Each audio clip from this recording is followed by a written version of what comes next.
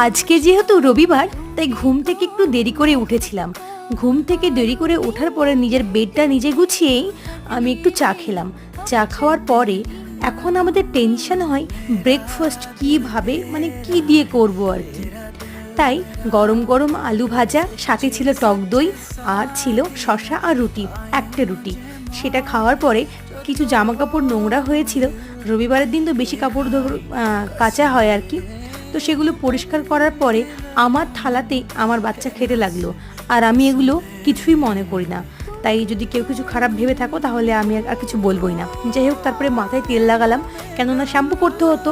আর আজকে আমাদের বাড়িতে রান্না হয়েছিল একটু মাটন করার পরে দুপুরবেলায় গরম গরম সাদা সাদা ভাত, পটল ভাজা, আর একটু আলু মাটনের ঝোল। আমি আলু অবশ্যই নিয়ে নিই, কেননা এতটাই আলু খাচ্ছি, এখন যদি আবার আলু খাই তাহলে পুরো আলুই হয়ে